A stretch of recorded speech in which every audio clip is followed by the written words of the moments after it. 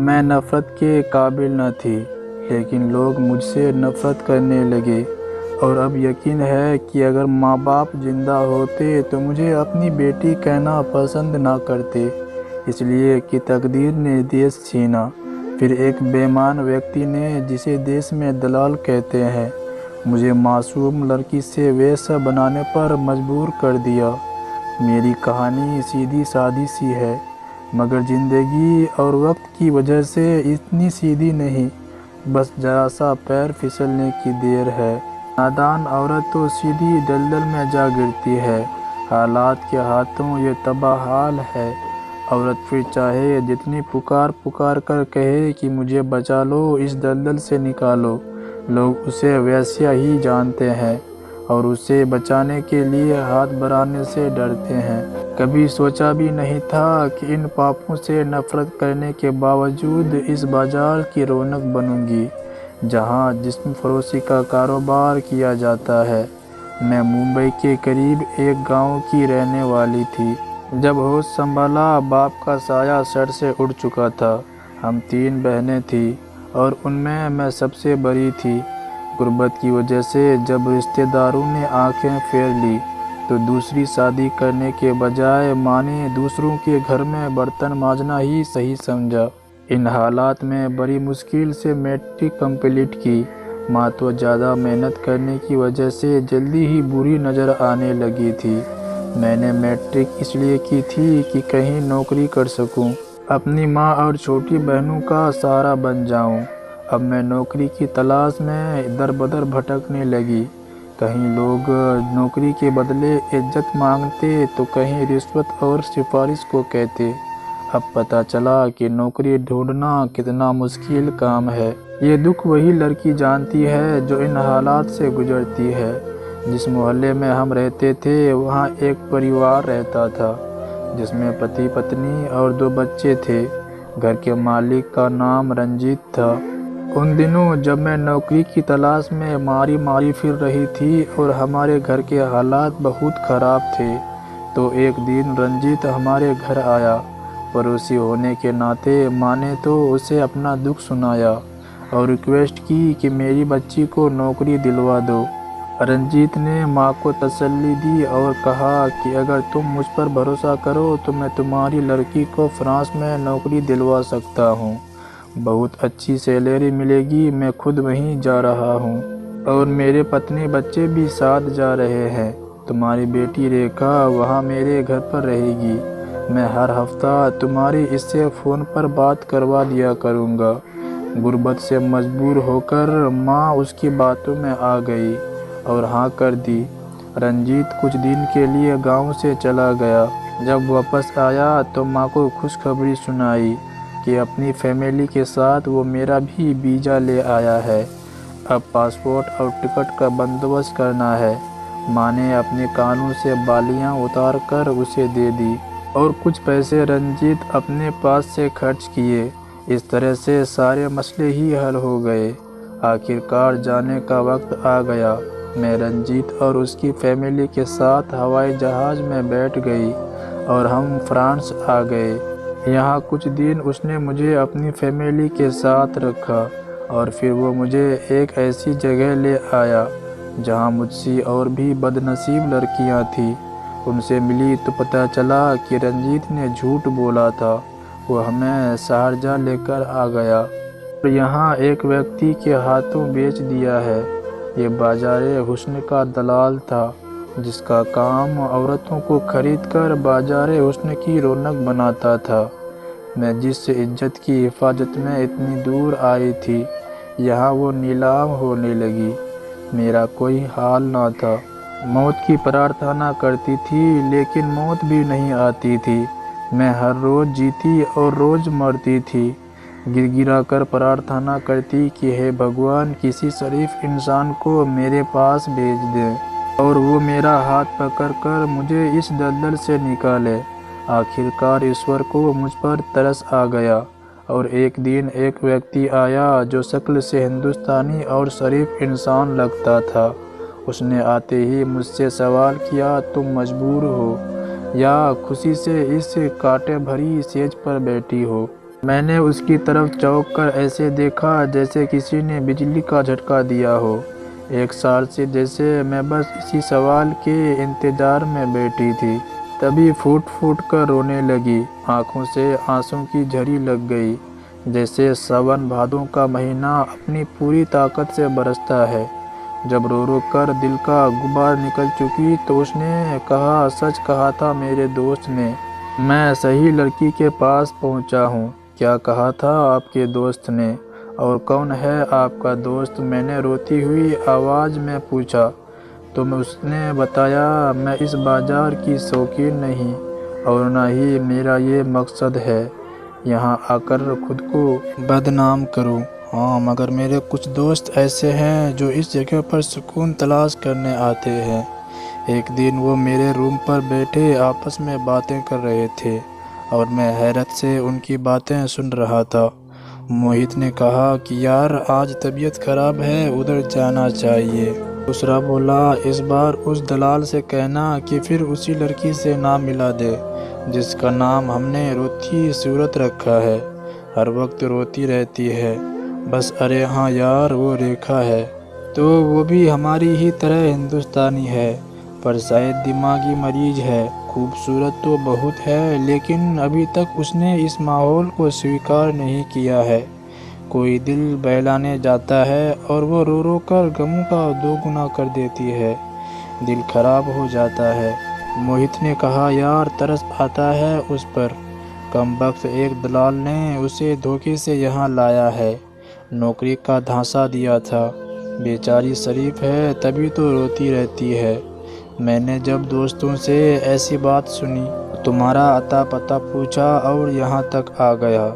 जब पहली नज़र तुम पर पड़ी तो तुम्हारी अच्छी सूरत से खुश हुआ, मगर तुमसे बात करते ही पता चल गया कि तुम्हें वैश्या ज़रूर बना दिया गया है, मगर तुम्हारे इस सजे हुए जिस्म के अंदर एक शरीफ औरत अभी तक जिंदा है। अच्छा बताओ, तुम यहाँ कैसे पहुँची और कौन लाया था तुमको यहाँ? तभी मैंने अपनी सारी कहानी राहुल को सुना दी। मेरी कहानी सुनकर के दिल में दया आ गई। उसने कहा, रेखा अगर तुम वाकई सच्ची हो और इस ज़िंदगी से छुटकारा पाना चाहती हो तो यहाँ से इसी वक्त निकल चलो। मैं तुमसे शादी करूँगा। मुझे अपने कानों पर यकीन नहीं आ रहा था, मगर मैं तैयार हो गई और फिर रात के 12 बजे वो मुझे वहाँ से किसी तरह निकाल कर अपने फ्लैट में ले आया। सुबह हमने शादी की और पति पत्नी जैसे पवित्र बंधन में बंध गए। कुछ दिन बाद राहुल ने अपने घर वालों से बात की और उनको खुशखबरी सुना दी कि उसने शादी कर ली है। वो उनसे इसलिए माफ़ी मांग रहा था कि अपनों से इजाज़त ली थी और ना अपनी शादी में उनको शामिल किया था। बहरहाल अपने तो अपने होते हैं। उन्होंने राहुल को ना सिर्फ माफ़ कर दिया बल्कि कहा कि अपनी दुल्हन को साथ लेकर हिंदुस्तान आ जाओ, वो जैसी भी है हमें स्वीकार है। हमारी बहू बन गई है तो स्वीकार करना ही है। इस जवाब के मिलते ही राहुल खुश हो गया, मुझे लेकर अपने घर वालों के पास आ गया। जैसे कि उन्होंने कहा था कि बहू बन गई है तो जैसी भी है हमें स्वीकार कर लेंगे। राहुल के माँ बाप बहन भाई ने मुझे अपना लिया और वही इज्जत दी जैसे कि एक बहू को मिलनी चाहिए थी। अब मैं राहुल के घर वालों के साथ उनके घर में रहने लगी। राहुल और मैं बहुत खुश थे कि हम अपनों में आ गए और अकेले जीवन की करवाहट सहने से बच गए। शादी को 4 साल बीत गए, लेकिन मैं औलाद से अभी तक वंचित थी। सास लेडी डॉक्टर के पास ले गई। उसने बताया कि इनकी औलाद नहीं हो सकती। औलाद ना होने पर भी राहुल मुझे बहुत चाहते थे। मैं उनसे कहती थी कि मेरी तरफ ना देखो, मुझे छोड़ दो और दूसरी शादी कर लो। औलाद तो ऊपर वाले की देन है, आप क्यों मेरी वजह से औलाद को तरसें।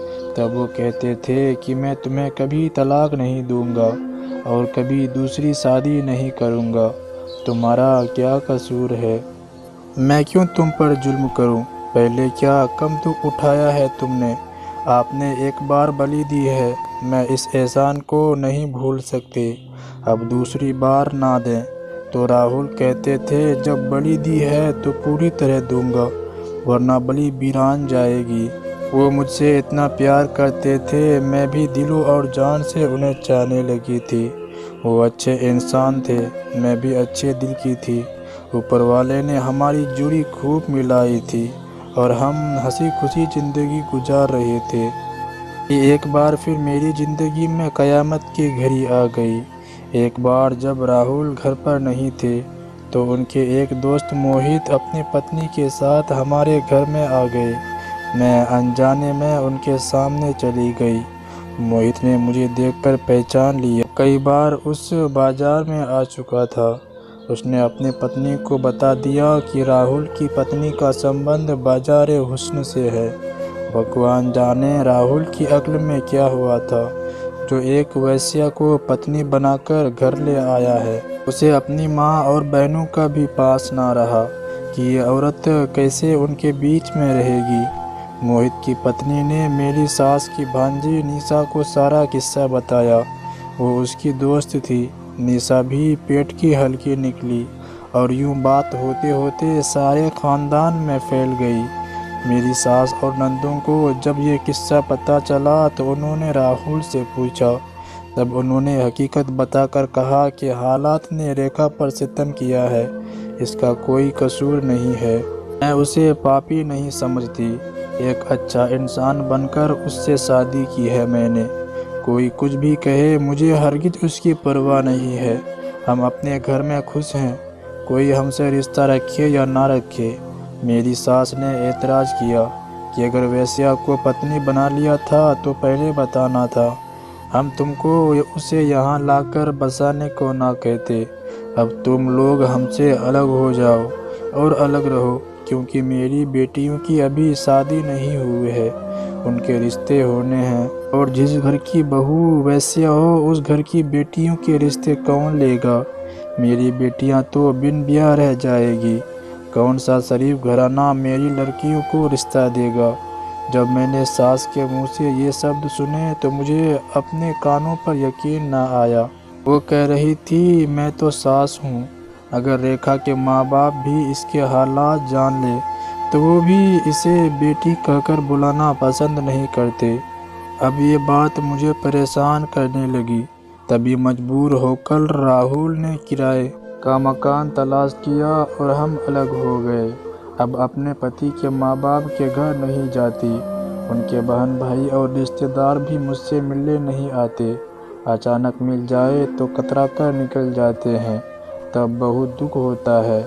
मैं सोचती हूँ, अगर वैसा होना नफ़रत के काबिल है तो फिर इस समाज के कुछ लोग भी नफ़रत के काबिल हैं। तो फिर सिर्फ वैश्या से ही नफ़रत क्यों? उन लोगों से भी नफ़रत की जानी चाहिए जो औरतों को वैश्या बनाते हैं, उसे खरीदते और बेचते हैं। वो लोग तो सुसाइड में ऐसे घुल मिल कर रहते हैं कि पहचाने नहीं जाते, मगर औरत ही नफ़रत के काबिल ठहरती है। वही पापी समझी जाती है, वही सजावार होती है। आखिर ये बेइंसाफ़ी क्यों?